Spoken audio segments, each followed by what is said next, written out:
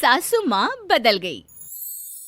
कहानी उस घर की है जहाँ बहू और बेटी को एक माना जाता था, लेकिन फिर अरे शिखा बेटा, तू रसोई में क्यों घुसी रहती है? जा, रोटी मैं बना लूंगी। नहीं नहीं माँ जी, आप बैठिए, बस सारा खाना बन ही गया है। श्वेता को बोल देती हूँ, वो खाना लगा देगी सबका। सॉरी भाभी, मेरे पास वक्त नहीं है। माँ, मुझे पैसे देना, पार्लर जाना है। हाँ हाँ चली जाना, भाभी को भी ले जाना। वो भी जाने को बोल रही थी पार्लर, पर पहले ना मदद कर दे उसके खाना लगाने में।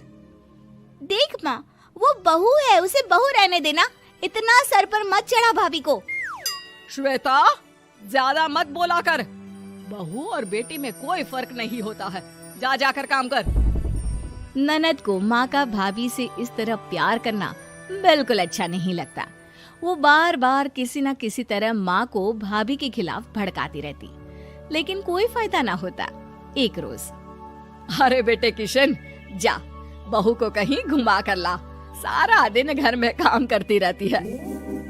हाँ हाँ माँ, हम लोग जा रहे हैं ना गोवा। अच्छा जी, भाभी ने तो हमें बताया भी नहीं। वैसे तो सारी पंचायत करती है, ये गोवा वाली बात क्यों छुपा गई हमसे? अरे क्योंकि उसे खुद नहीं पता था बहन। मुझे टिकट सस्ती मिल रही थी तो मैंने बुक कर दिया। हाँ शिखा, पैकिंग कर ले, संडे हम जा रहे हैं गोवा। दोपहर में शिखा पैकिंग कर रही थी कि सास आ जाती है। ये क्या बहू, साड़ियाँ? अरे गोवा जा रही है घूमने या फिर शादी में मायके हैं? माँ जी, ऐसा कुछ है ही नहीं, समझ में नहीं आ रहा क्या रखूं कपड़े में। अरे तेरी और श्वेता की साइज तो एक ही है, उसके कुछ मॉडर्न कपड़े ले ले, आकर लौटा देना। हाँ माँ जी, ये ठीक रहेगा। शिखा श्वेता के पास जाती है और उससे कपड़े मांगती है। ना जी ना, मैं अपने कपड़े ना दूं, वैसे भी फैल जाएंगे मेरे कपड़े, बहुत महंगे वाले हैं। शिखा मुंह लटकाकर कमरे में आ जाती है तो सास कहती है, चल तैयार हो जा, तुझे मैं शॉपिंग करा कर लाती हूँ गोवा की। बस फिर क्या था, सास बहू निकल जाते हैं मार्केट और एक से बढ़कर एक ड्रेस खरीद कर घर आते हैं। पहले बता देती कि नए कपड़े दिलाने वाली है भाभी को, तो मैं अपने ही दे देती ना भाभी को, मुझे दिला देती नए कपड़े। देख श्वेता, परिवार का मतलब सबके साथ रहना होता है, ना कि सिर्फ अपना सोचना।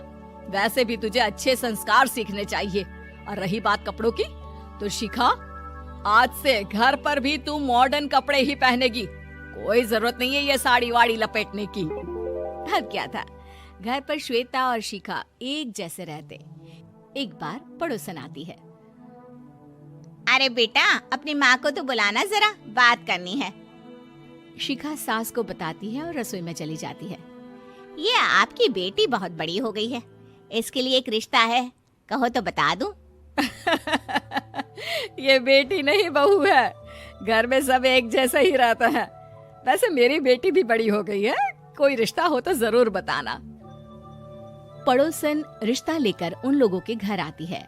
तब श्वेता की होने वाली सास कहती है, तो ये घर है, कितने मंजिल का है? और ये बहू ने आपकी क्या पहन रखा है, जीन्स टॉप? अरे भाई, साड़ी वाड़ी नहीं है क्या इसके पास? देखिए, सर्दी है तो साड़ी में बहू कैसे मैनेज करती, वैसे पहनती है साड़ी भी।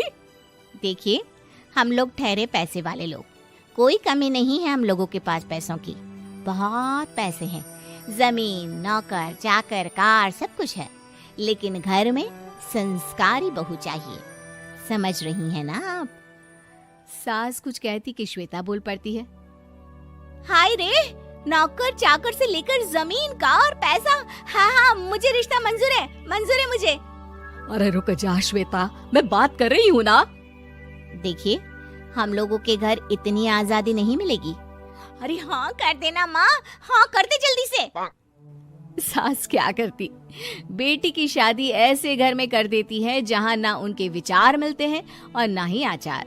शादी के बाद एक रोज फोन पर, श्वेता बेटा, एक बार घर आ जा, बहुत दिल करता है तुझे देखने का। माँ, वो घर पर बहुत काम होता है, कैसे आऊँ? बड़ा घर है, लेकिन आने जाने वालों की लाइन ही लगी रहती है। बेटा मैं तो जानती थी उस घर का हाल, लेकिन तू ही नहीं मान रही थी। माँ देख, हर घर का यही हाल है। तेरी बेटी को यहाँ घूंघट हटाने की परमिशन नहीं है और एक तरफ भाभी स्कर्ट पहनकर घूम रही है। बेटा मुझे क्या पता था कि मेरी बेटी को ससुराल के नाम पर पिंजरा मिल जाएगा। अच्छा माँ, फोन रखती हूँ, सास को गर्मा गर्म रोटी खिलानी है। तुम लोगों की तरह नहीं कि एक रोटी बनाओ, एक सब्जी बनाओ, फिर सारा दिन फ्री होकर घूमो। सास फोन तो रख देती है, लेकिन सोच में पड़ जाती है कि एक तरफ बेटी जिसे कोई आजादी नहीं, वहीं दूसरी तरफ बहू जिसे देखकर लगता ही नहीं कि उसकी शादी भी हुई है। अगले रोज।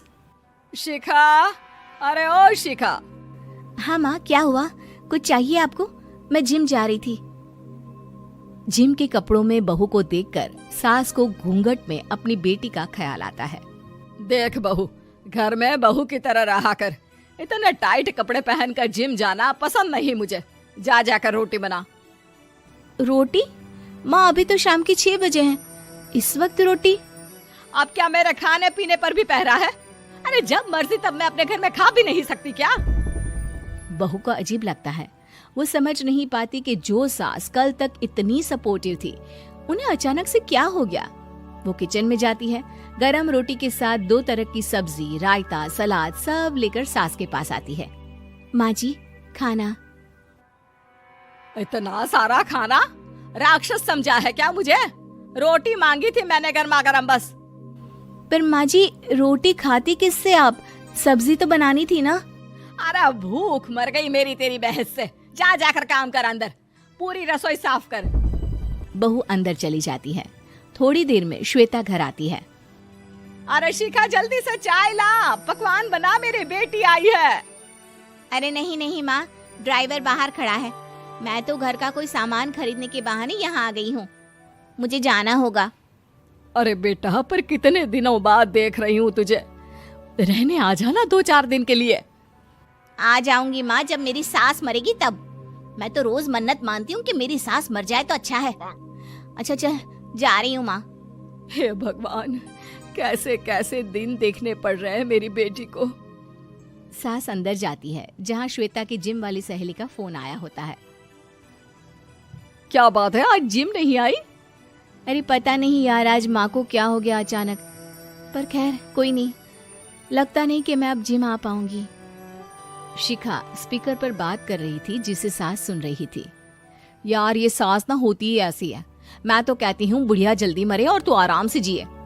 शिखा को सहेली की बात पर गुस्सा आ जाता है। माँ के मरने की कौन सा बच्चा दुआ मांगता है मोहिनी? आगे से ऐसी बात मेरे सामने मत करना। हमारे घर की शोभा ही माँ है। क्या हुआ जो थोड़ी सख्ती दिखा रही है? उसमें भी कोई ना कोई उनकी भलाई ही होगी। मैं तो कहती हूँ भगवान मेरे जैसी सास सबको दे, जो सिर्फ माँ की तरह है। सास वाली तो कोई बात ही नहीं है उनमें। सास ये बात सुन रही थी। उनकी आंख में आंसू आ जाते हैं कि क्यों वो बेटी की किस्मत में बहू को भी भागीदार बना रही थी। शिखा, अरे ओ शिखा, क्या हो गया? जिम नहीं जाना क्या?